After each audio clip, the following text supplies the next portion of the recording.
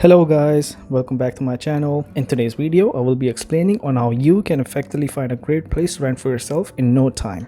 I will be talking about the different types of renting places that are found in Canada, how to determine which one could be the most suitable place for you to rent, and where to start looking for such rental places in Canada. Okay, without any further waiting, let's get started with the video.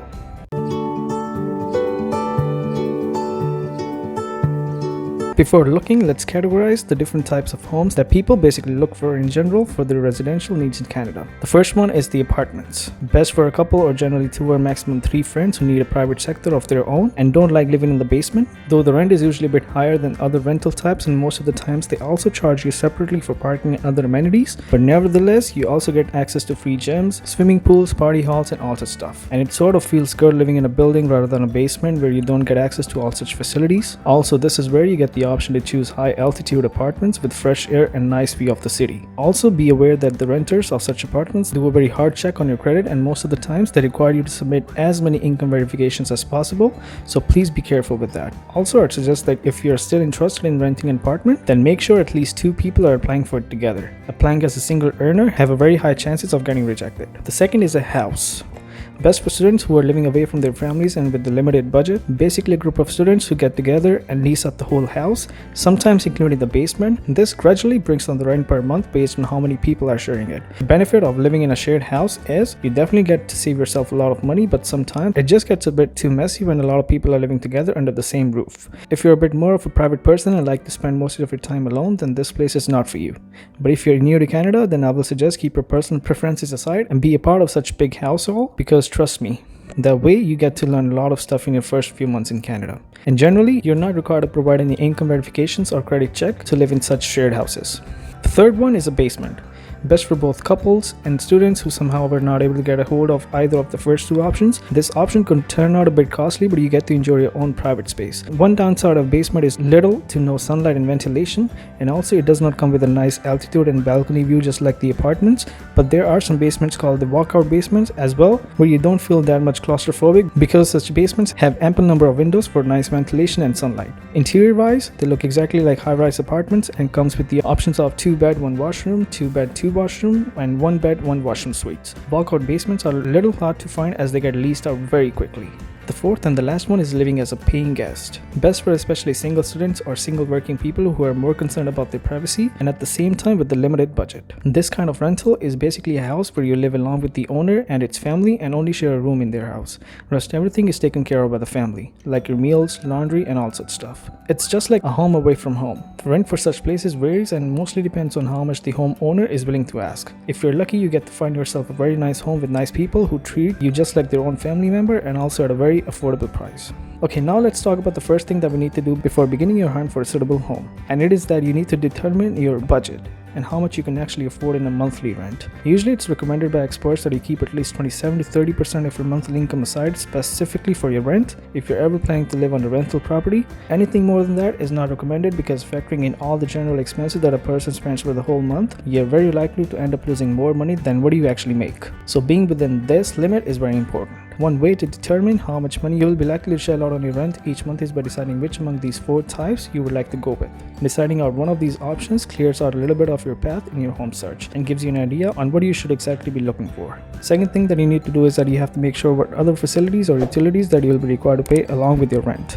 You have to keep in mind that apart from your monthly rent, you're also obligated to pay for certain utilities and other amenities that you will be using on your rental property. Say for example the water and electricity expenses, parking fees if you have a car, cable and internet expenses, laundry expense and various others as such.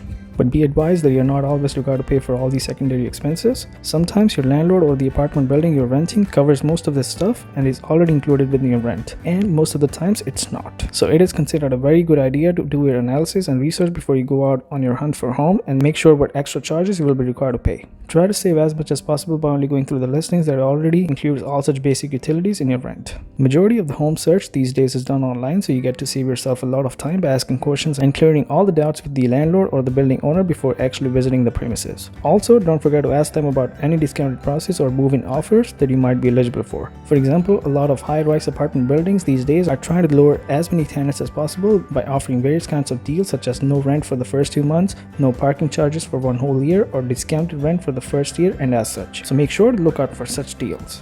third and one of the most important things to keep in mind while searching for a place to live is the distance. Trust me, you will never want to live in a place that will require you, let's say, 2 hours to go to and come back from work. It's simply wastage of a lot of time and also the energy. And don't forget the amount of damage you bring to your car and the cost of gas that you factor in doing back and forth from your work every day. I know majority of the office people like me are working from home these days, and I am for sure saving a lot for not driving to work, but this wouldn't happen forever. If not tomorrow, someday in the near future, I will have to return to work on an everyday basis. And how about the essential workers who don't have an option to stay at home and work? So no matter what your scenario is, if you're looking for a new place to live, try to begin your search within your local work area. An average recommended time that a person should spend commuting to their work should be no more than half hour, considering the number of kilometers that needs to be traveled, the rush hour time, as well as traffic.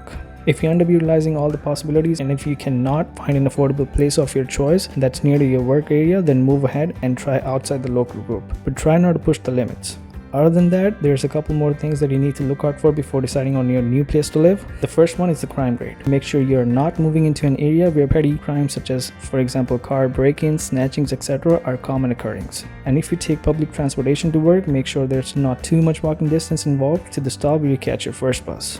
Now let's talk about which online websites you can actually start your search for a suitable home for yourself. The first one is all-time favorite, Kijiji. This one is without any doubt the most trustable and creditworthy source to find anything you're looking for, not just a home. Kijiji is very famous in Canada and remains at the top of online marketplace rankings till date. The rental listings over at this website are updated on an every minute basis, so you never run out of any chance to land on a home of your dreams. Even I prefer using it anytime I'm in need of something secondhand. The second search tool that you can use to search for a home is your Facebook Marketplace. It's obvious that everybody these days have a FB account instead of posting photos and videos on it. You can also use it in your favor to help search a suitable home for yourself. It is exactly like Kijiji but also requires to have a Facebook account to be able to access all the features on it. All you need to do is go to the marketplace icon and type the kind of living space you're looking for. Either it's a shared house, a basement, an apartment, or as a paying guest, and go ahead with your choice. Okay, so the third option, if you specifically want to go to a site that only deals with the rental listings, then you need to check out rentals.ca. This website is a very diversified online platform that deals with all kinds of rentals. They have a very small dedicated team with their main focus on how to simplify your search for a home as much as possible. To begin, all you need to do is enter the city or the location you want to move in and start looking at thousands of specially selected places that you love. Now let's quickly talk about the documents that you will be required to submit your application. I've already taken a lot of your time, so I will do this part a little bit quickly. So these are your income verification documents like the job offer, a couple pay stubs, and sometimes your notice of assessment as well. A letter from your past landlord or the building manager, your credit report. Sometimes they need a pre-printed hard copy and sometimes they pull it out themselves, and sometimes, but not necessarily, your proof of funds to make sure you have enough funds to pay for rent in the events of unemployment. And lastly, your fully and properly completed rental application. Okay guys, so that is all for the video. I hope it will be helpful to you all in your search for a decent home. If you guys liked it, please don't forget to hit the like button, press the subscribe button, and make sure you turn the notifications on so you never miss out any of my upcoming videos. Signing out till then, see you next time on Canadian Desi. Bye bye.